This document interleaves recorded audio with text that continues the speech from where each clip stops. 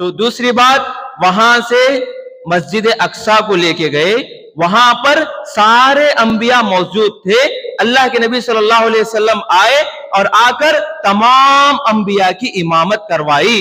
اسی لیے اللہ کے نبی صلی اللہ علیہ وسلم کا لقب کیا ہے؟ امام الانبیاء، سارے انبیاء کے امام۔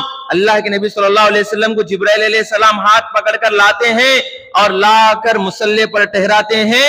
اللہ کے نبی صلی اللہ علیہ وسلم تمام انبیاء کی امامت فرماتے ہیں۔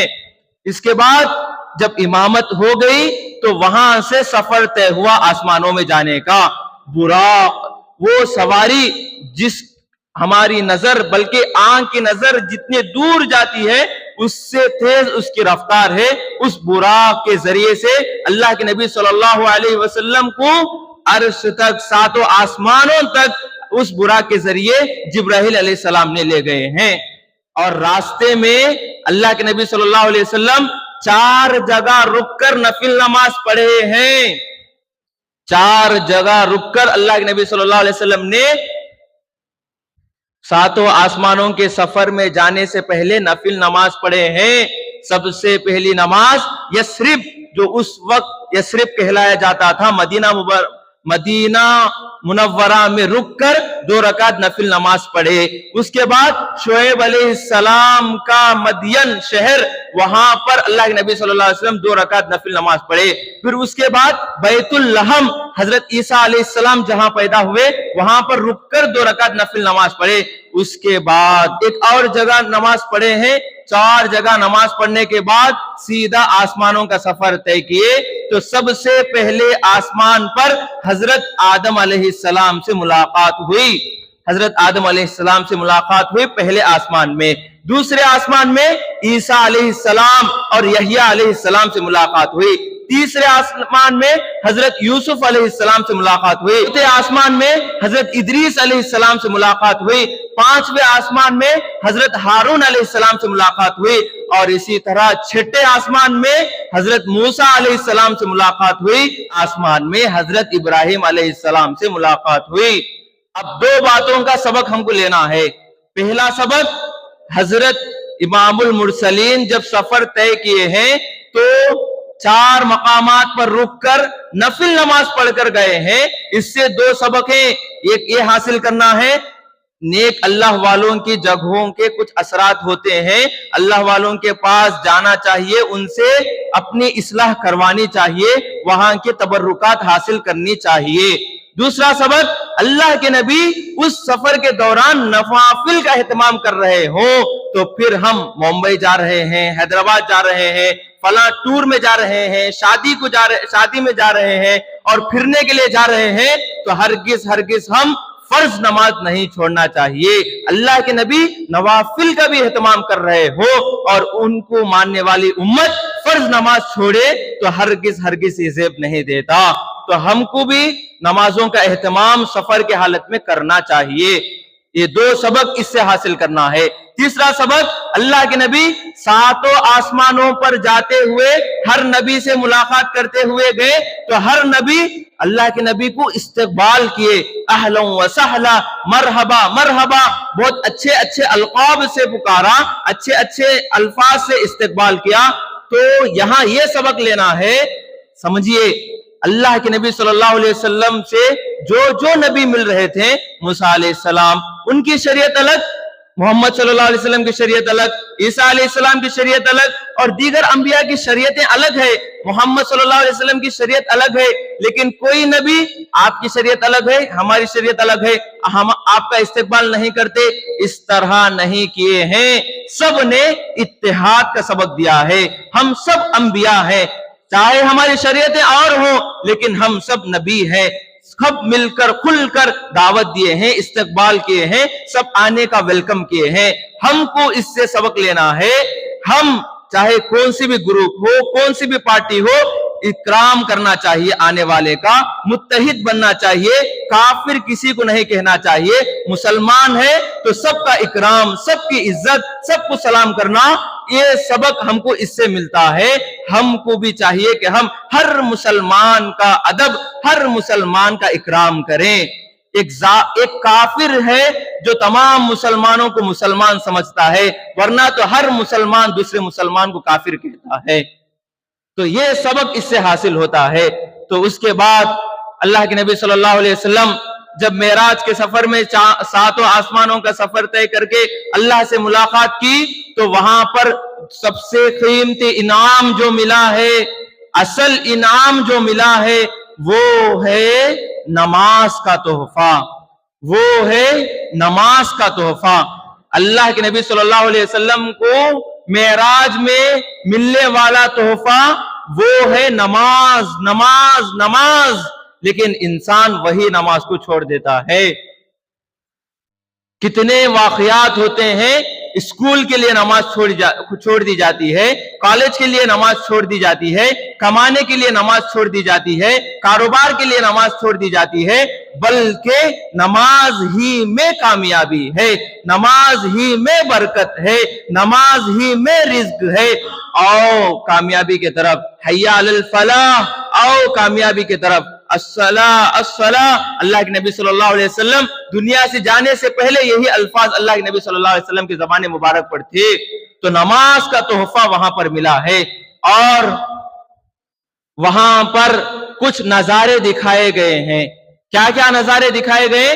سب سے پہلا نظارہ اللہ کے نبی صلی اللہ علیہ وسلم نے دیکھا کہ آدمی کھیت میں، زمین میں نیچے بیج ڈالا ہے، جھک کر ڈال کر اٹھنے سے پہلے اس بیج سے فصل اگ رہی ہے، فصل اگ رہی ہے، ابھی بیج ڈالا، ابھی فصل اگ رہی ہے۔ اللہ کے نبی حیران ہوئے، پوچھے جبرائیل علیہ السلام سے یہ کیا ہو رہا ہے؟ تو اللہ کے نبی صلی اللہ علیہ وسلم کو جبرائیل علیہ السلام فرماتے ہیں یہ ان لوگوں کا اجر ہے جو دنیا میں صدقہ کرتے ہیں، خیرات کرتے ہیں، اللہ کے راستے میں پیسہ خرچ کرتے ہیں۔ وہ جتنا کچھ دنیا میں خرچ کرتے ہیں اللہ تعالیٰ ان کا ثواب، وہ ایسے ہی خرچ کیے وہاں اللہ تعالیٰ ثواب لکھ دیتے ہیں، وہاں اللہ تعالیٰ محل باغات بنا دیتے ہیں، اخلاص کے ساتھ۔ شرط اخلاص ہے، اخلاص کے بغیر دیں گے لاکھوں روپیہ بھی خرچ کر دیا جائے کوئی انعام نہیں ملے گا۔ تو دوسرا نظارہ کیا ہوا؟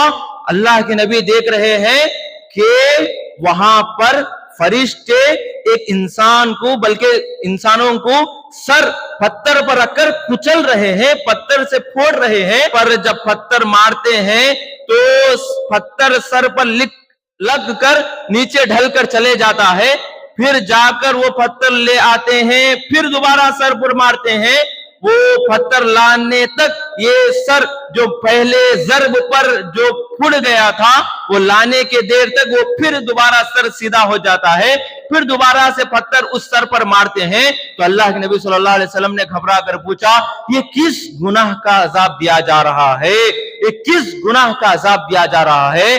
تو جبرائیل علیہ السلام فرماتے ہیں یہ وہ لوگ ہیں جو دنیا میں رہتے ہوئے نماز نہیں پڑھتے تھے۔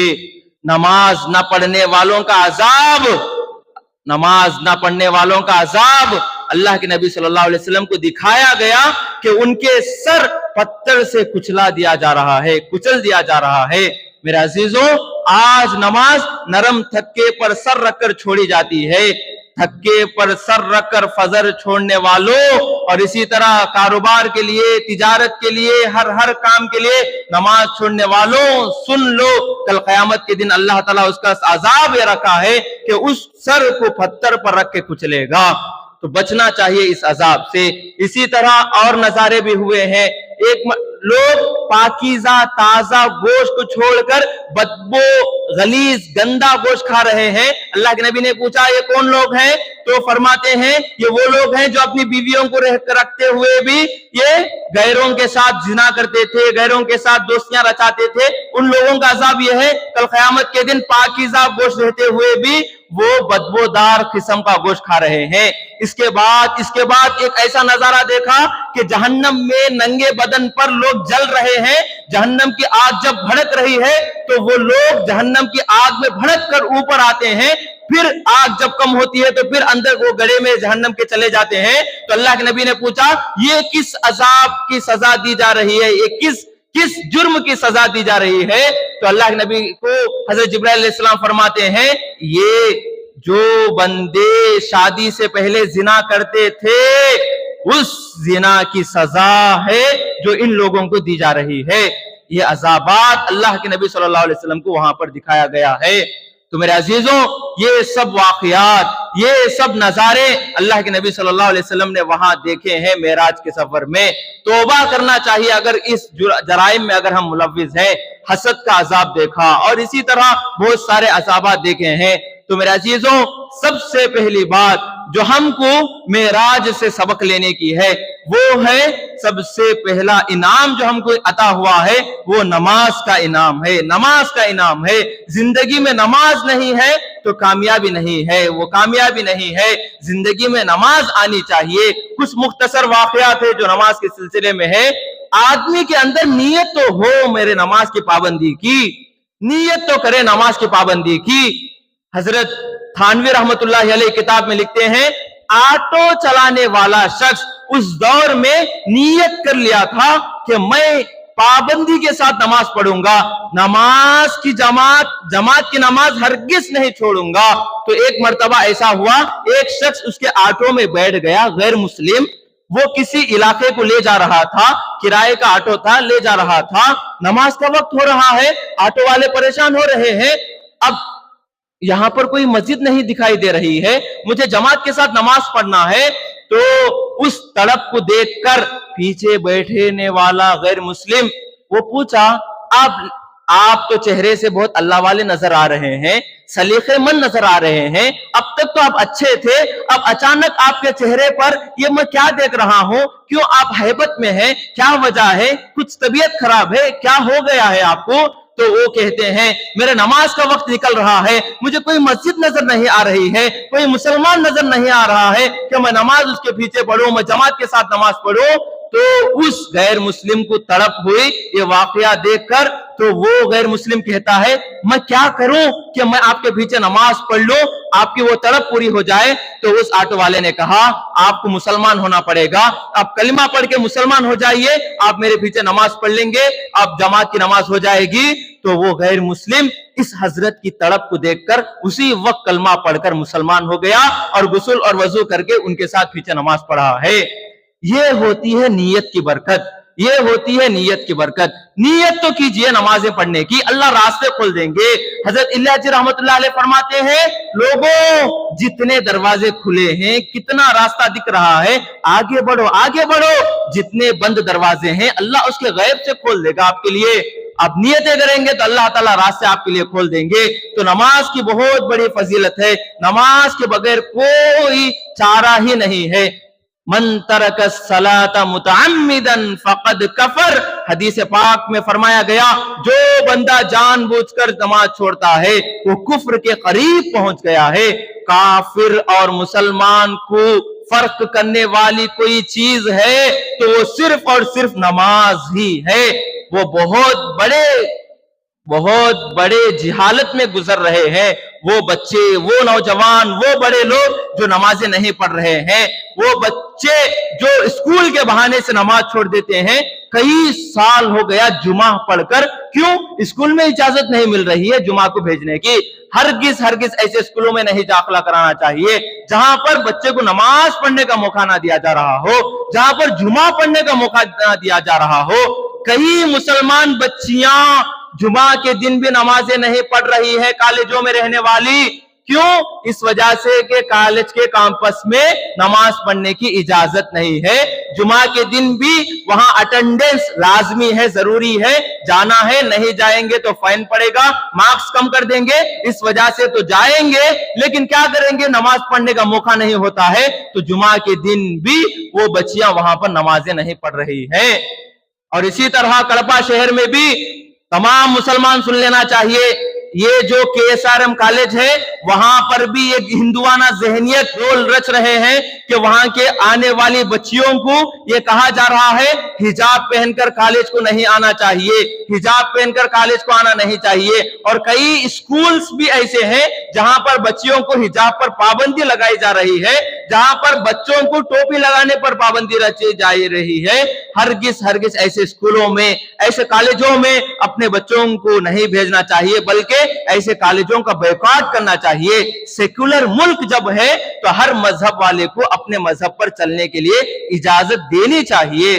तो मेरे अजीजों, जो लोग नमाज नहीं पढ़ते हैं वो आज इरादा करेंगे, आज से हर दिन हर वक्त 5 वक्त की नमाज जरूर पढ़ेंगे। और जो नमाज पढ़ रहे हैं उनकी नमाजें कैसी होनी चाहिए, 1-2 वाकयात सुनाकर मैं अपनी बात को खत्म कर लेता हूं। उनकी नमाजें हजरत इमाम आजम अबू हनीफा रहमतुल्लाहि अलैहि फरमाते हैं, एक मर्तबा वो ईशा की नमाज पढ़ लेने के बाद नफिल नमाज में खड़े होने से पहले कहा कि मैं 2 रकात नफिल नमाज पढ़ लेता हूं, उसके बाद चिराग बंद कर देना। उस दौर में तो करंट नहीं था, चिराग जलाया करते थे मस्जिद में, तो नमाज के बाद चिराग बंद कर देना। तो इस वजह से हजरत इमाम आजम अबू हनीफा रहमतुल्लाहि अलैह 2 रकात नमाज पढ़ना शुरू किए। नमाज की खिरात में वमताजुल यौमा अय्युहल मुजरिमून, जब ये आयत पर पहुंचे तो क्या है उसका तर्जुमा, अल्लाह ताला मैदान महशर में ये ऐलान करेगा अब मुजरिमीन जो है वो अलग हो जाए। अब यहाँ पर वो लोग भी मौजूद हैं जो जिना किए हैं, वो लोग भी मौजूद हैं जो सूद खाए हैं, वो लोग भी मौजूद हैं जो गुनहगार हैं, सब एक जगह बैठे हैं। किसी का गुनाह किसी के चेहरे पर नहीं है, लेकिन अर्श में मैदान महशर में ऐसी मजलिस नहीं बनेगी, बल्कि वहां ऐलान होगा मुजरिमीन अलग हो जाए, जहन्नम वाले अलग हो जाएं। जब ये निदा लगेगी तो पूरे नेक लोग अलग हो जाएंगे, अल्लाह वाले लोग जो गुनाह करते थे दुनिया में वो लोग पूरे अलग हो जाएंगे। तो ये आयत पढ़कर इतना रोए, वो सुबह तक दोबारा वो मौजन साहब आकर खड़े, तो उनको एहसास हुआ कि मौजन साहब आए हैं, तो वो जल्दी से 2 रकात पढ़कर खत्म कर दिए। और मौजन साहब से कहा कि अभी मैं आप चिराग बुझाना चाह रहे थे, मैं जाकर चिराग बुझा दूंगा। तो मौजन साहब ने कहा मैं चिराग बुझाने के लिए नहीं आया, बल्कि मैं फजर की अजान देने के लिए आया हूं। क्या मालूम हुआ, वो आयत पढ़कर रात को रोना शुरू किए तो सुबह तक रोते ही खड़े रहे। हजरत इमाम ज़ैनुल आबिदीन रहमतुल्लाहि अलैह के बारे में आता है कि वो नमाज में खड़े हुए, अचानक से आग लग गई, घर का चिराग नीचे गिर जाने पर पूरा घर जल गया। वो नमाज ही में खड़े हैं, लोगों ने आकर आग बुझाई। जब उनकी नमाज मुकम्मल हो गई तो पूछा आपको एहसास नहीं हुआ, पूरा आग जल गई है, आपका घर जल गया है? तो फरमा रहे हैं हजरत इमाम ज़ैनुल आबिदीन, जब मैं कुरान पढ़ रहा था नमाज में, अल्लाह के अज़ाबात, जहन्नम के तज़किरे के आयात में कुरान में मजीद में पढ़ रहा था, तो जहन्नम की आग का तस्वुर इतना मेरे जहन में आ गया था कि दुनिया की आग का एहसास मुझे कुछ नहीं हुआ। और इसी तरह बहुत बड़े अल्लाह वाले जब एक मर्तबा एक जंगल में जा रहे थे, तो जंगल में नमाज पढ़ने के लिए खड़े हो गए, सामने से शेर आ गया, तो दूसरे नमाजी शेर को डर कर इधर उधर भाग गए। लेकिन एक नमाज पढ़ने वाले नेक अल्लाह वाले वहीं ठहर कर नमाज पढ़ रहे थे, तो वो शेर आया, देखा, चले गया। बाद में लोगों ने पूछा क्या आपको डर नहीं लगा, शेर आकर आपके सामने खड़ा हुआ था? तो सुनो क्या जुमला उन्होंने कहा है, अल्लाह के सामने ठहर कर गैरुल्लाह से डरना मुझे शर्म महसूस हुआ, तो इसलिए मैं उस शेर से डरना मेरे दिल में गवारा नहीं हुआ। तो ऐसे लोग हैं, कैसे वो अल्लाह के नेक बंदे हैं जो इतनी अच्छी नमाजें पढ़ते हैं, लेकिन आज लोगों का मिजाज नमाज में खड़े हैं तो मालदारी का हिसाब लगाते हैं, दुकान की तिजारत का हिसाब लगाते हैं, फला फला फला फला। एक वाकया सुनाकर अपनी बात को खत्म कर देता हूँ। इमाम गजाली रहमतुल्लाहि अलैह अपने किताब में लिखते हैं, एक कपड़ा बेचने वाला ताजिर अपने ओनर और गुलाम के साथ मस्जिद में नमाज पढ़ने के लिए गया। नमाज पढ़ने के बाद नमाज खत्म होते ही नौकर को गुलाम को बुलाया और गुलाम को बुलाकर कहता है जाकर फलाने दुकान में मेरे कपड़े की थान रखी हुई है, ले गया है वो, उसकी कोई दर्ज इंदराज नहीं हुआ, बल्कि वो चिट्ठी में नहीं लिखाया, बगैर चिट्ठी में लिखाए हुए मेरे पास कपड़े की थान वो ले गया है, जाकर उस दुकान वाले के पास से पैसा लेकर आओ। इतनी बात कही तो गुलाम ने पूछा, कैसे अल्लाह वाले थे वो गुलाम भी उस दौर के, गुलाम ने पूछा ओनर साहब آپ کو یہ جو کپڑا جانے کی بات ہے وہ یاد آئی تھان کی بات، یہ نماز میں یاد آئی یا نماز کے پہلے یاد آئی؟ تو اونر نے کہا مجھے نماز میں یاد آئی۔ تو اس وقت غلام کہتا ہے ٹھیک ہے میں جا کر اس دکان والے سے کپڑے کی تھان کے پیسے لا لیتا ہوں، لیکن آپ اللہ کے واسطے دوبارہ نماز پڑھ لیجئے، اس وجہ سے کہ آپ نماز میں نہیں تھے، آپ اس کپڑے کی تھان کے تلاش میں تھے۔ اس طرح کی بات جب اس غلام نے کہا تو اس اونر کا دل پر چوٹ لگی۔ اصل نماز پڑھنے کا کیا طریقہ ہونا چاہیے؟ تو وہ خوش ہو کر اس غلام کو آزاد کر دیا۔ تو اللہ سے دعا ہے کہ اللہ تعالیٰ سنی گئی باتوں پر عمل کرے۔